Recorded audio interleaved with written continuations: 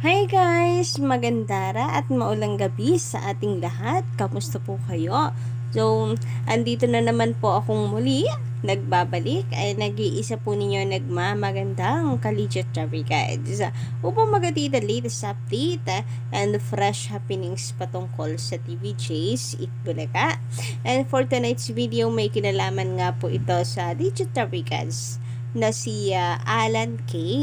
Sapagkat ang pangalan po niya ngayon ay lumilitaw sa social media dahil po sa isang kaganapan kanina sa kabilang noontime show. And ang Itbulaga nga po ay nako-call out pa. Bakit kaya? So, lahat ng yan natin pong pag-uusapan at tatalakayin dito sa ating channel. Kaya stay tuned labang po kayo. But before that, sa mga hindi pa nakaka-subscribe dito sa aking channel na nandito ngayon, maaari lamang na pindutin po ninyo ang subscribe button at notification bell para maging updated ka at ma-notify ka every time na meron po tayong reaction na video hinggil sa mga balita natin nasasagap sa social media, mapa-Itbulagaman po or balita sa loob at labas ng showbiz.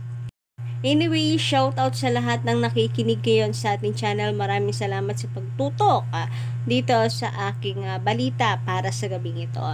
Well, unahin nga po nating pag-usapan mga kadarikads ang tungkol nga po dito sa issue ni Kuya Will, yung sa kanya pong pagbabalik television, na mula po kasi nang siya'y bumalik, ay puro nega na po ang write-ups patungkol sa kanya dahil nagagalit po siya ng live, lalo na po sa kanyang mga staff.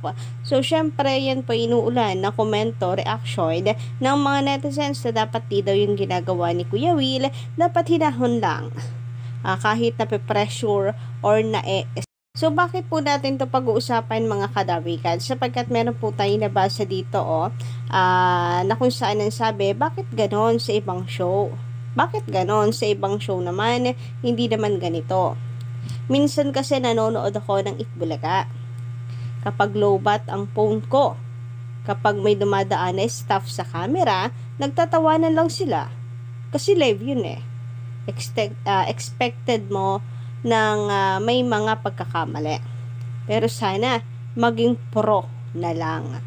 So, yung tinutukoy po dito is yung kagaya ng pamamaraan ng Itbulaga na yung mga negative ay tinaturn nila into positive.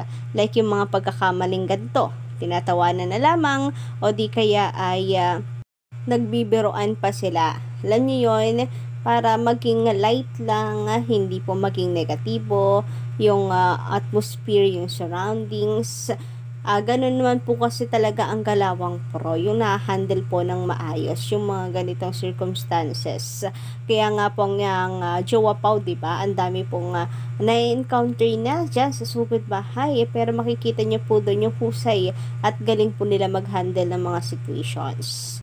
I'm not against Kuya Will. Actually, fan ako ni Kuya Will. Gaya nung sinasabi ko sa inyo nung nakaraan, yung kinukwento ko sa inyo, diba, nung nakaraan. Payo lang din kay Kuya Will na huwag pakapalamon sa stress.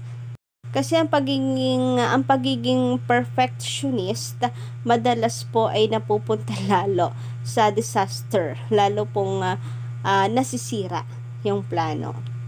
Samantala, sabi naman dito ni Dustin Ray Matienzo, isa po nating commentor dito sa ating channel. Sabi niya dito, kompleto na sila. Kompleto na sila. Excited na makita kung maglaro si Ryan at Karen na bulagaan. Kaso kulang ang red team, wala si Tash. So may pa rin sugat pa rin po itong si Atasha Mulak, and wala pa po kung update kung may iba pa pong kaganapan itong si Atasha, kagaya po sa Sabado, para mawala po siya sa bulagaan. Sa ngayon, nakikita kong excuse is yung sugat po niya. Pero kung sakali po na may schedule itong si Atasha sa Sabado, nakakalungkot naman. Hindi nga po kumpleto sila nung nakaraan, tapos ngayon din na darating na Sabado. Hindi nga po nanalo yung red team nung nakaraan, tapos ngayon mawawala pa si Tash, o di mas lalo pong dihado dehado ang red team yan. So, paano nila malalampaso ang yellow team yan?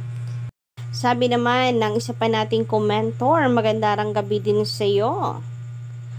Kayo na mga bashers, ang pangit na ng Family Feud kasi puro may pera yung mga contestant. Bakit hindi yung mga netizen na wala sa buhay ang kunin nilang contestant? Kadamihan mapapera ang sumasali sa Family Feud. Kaya ngayon na may will to win na, kaya never na ako manonood ng Family Feud mula noong Monday, July 15. So, ayun na nga mga kadavericans, no? Dati na po yung sinasabi sa Family Feud. Ewan ko po ba kung bakit ayaw nila napakinggan yung kanilang mga viewers. Pero, namimigay naman sila ako sa, in fairness, sa mga charity. Pero, 20,000 lang. Ano pupunta po sila pipili nilang charity. Tapos, yung rest, for example, maka 200,000 sila, jackpot, sa kanila na yon, knowing na mapepera naman na po sila kada weekends. Sayang po talaga, 20,000 lang po yung napupunta sa charity. Sana lahat na lang donate po nila, no? Pero strategy nila yan, bahala po sila sa buhay nila. Ito yung sinasabi ko po sa sa Gimme 5, yung mga mag-survey po sila sa mga barangay na pinapupuntahan nila, kausapin nila yung kapitan kung sino po doon yung mga may matatalinong anak, mga kilala nilang matatalino doon na bata, tapos mahirap lang yung katayuan sa buhay since nasa barangay na din naman po sila. Marami namang staff sa sugod bahay, hindi po ba? Tapos kunin na rin nila yung kwento. Kumbaga sa halip na AI family, yung isingit nila yung kwento po ng contestant kung gaano kahirap yung buhay nila. Pero, ganun ang kanilang pagsusumikap sa pag-aaral. May mga medalya, yung mga bata. For example, mga basurero lang yung mga magulang. 'Di ba? Yung mga tagpi-tagpi lang po yung bahay. Pero ang tatalino ng mga anak, alam mo may future. Pero dahil sa kahirapan mukhang, sila'y mahihirapan. So, yun sa halip na AI family, yung kwento na yun yung kanilang i-play. Then, magkakaroon nga po ng tagisay sa Pinoy Henyo or sa Gimme 5. I think mas papatok po yun mga kadavericans. Kung malakas nga lang po ako na makarating ito sa TVJ, why not, 'di ba? Pero mukhang di naman po tayo kilala kasi small content creator lang naman tayo. Pero malay natin, 'di ba, makarating din sa kanila kahit papaano, kahit imposible. Sana po kasi magandang idea po iyon. Samantala, trending naman nga po ngayon sa social media mga kadavericans itong si Vice Ganda matapos po niyan tanggalin ang kanyang wig para i-promote po ang pagiging kontento sa itsura, ganon, para maging tawag dito, maging proud. And pinupuri nga po siya ngayon sa social media. Sabi po kasi doon ni Vice Ganda, hindi siya apektado sa mga sinasabing pangit-pangit yan. No? Pangit-pangit na yan kapag walang wig. Hindi daw siya apektado pag sinasabihang pangit kapag walang wig. Kaya ito, may patanggal po siya. Pagtanggal po siya, anyway, nabubulo na tayo, pagtanggal siya ng kanyang wig sa Showtime, kaya trending na naman po itong si Vice Ganda. And ito po, sa pagka-proud naman ng kanyang panatiko at meron pong pag-flex na dati na itong ginagawa ni Vice Ganda para i-emphasize na totoo ang kanyang sinasabi, walang halong biro. Walang halong etyo. So, 2015, ginawa daw po niya ito, year 2019, and ngayon daw pong year 2024, ginawa niya ulit. So, bakit po ito natin nasali kadavericans? Sabi po kasi dito, wow, Vice Ganda did it again. She never fails to remind you how beautiful you are. Be yourself. Years ago, she did the same thing. Guys, to have Vice Ganda in this industry, her influence have a big impact talaga. Kudos again. Hashtag tara na sa Showtime. Samantala, sabi naman po dito, uy, Itbulaga TVJ. Ayan, may pagtagpa po, pag-call out sa Itbulaga. Nagka-idea ba kayo? Ipatanggal nyo rin yung kay Alan K or at Alan Clowns, yung wig niya. what Vice Ganda did for ratings and viewership sake. Hindi iyong laging si Maine ang binabalahura nyo. Paano namang binabalahura si Maine Mendoza?